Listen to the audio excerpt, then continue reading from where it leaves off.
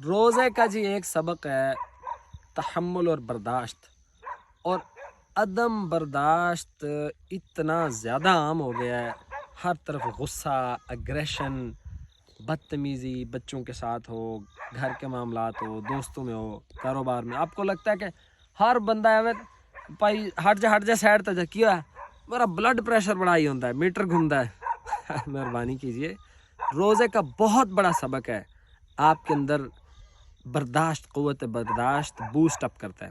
نبی علیہ السلام جا رہے تھے، حضرت انس کہتے ہیں، چادر مبارک لپیٹی ہوئے، ایک دیہاتی بدو بد نصیب بیچارہ آیا، کہتا ہے مرلی من مال الذی عندک، اے محمد صلی اللہ علیہ وسلم یہ تو مال جمع کیا جا رہے ہو نا اتنا، یعنی یہ سینسس کیا بنتی ہے، اس مال میں سے تھوڑا سا مجھے بھی دے۔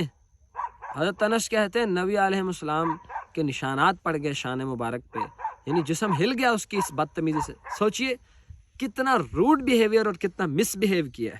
اب نبی علیہ السلام نے اس کی طرف التفات کیا، یعنی توجہ سے، شفقت سے دیکھا، اس کی طرف توجہ کی، اور فرمایا کہ فتبسم، اور پھر نبی علیہ السلام مسکرائے، التفات کیا بدتمیزی کے نتیجے میں، مسکرائے اتنی گھٹیا حرکت کے نتیجے میں، اور فرمایا کہ اس کو کچھ مال دے دو۔ یہ ہوتی ہے قوت برداشت، اور اس کو قرآن نے کہا ہے کہ برائی کے جواب کو اچھائی سے دے۔ فَإِذَا الَّذِي بَيْنَكَ وَبَيْنَهُ عَدَاوَةٌ كَأَنَّهُ وَلِيٌّ حَمِيمٌ، پھر آپ دیکھو گے کہ جو آپ کا سخت دشمن ہے نا، اللہ اس کو دوست بنا دے گا۔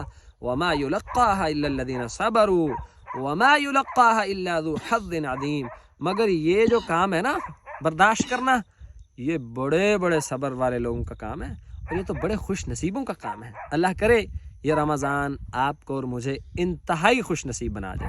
معذرت، یہ پیچھے بارکنگ ڈاگ سیلڈم بائٹ۔ السلام علیکم۔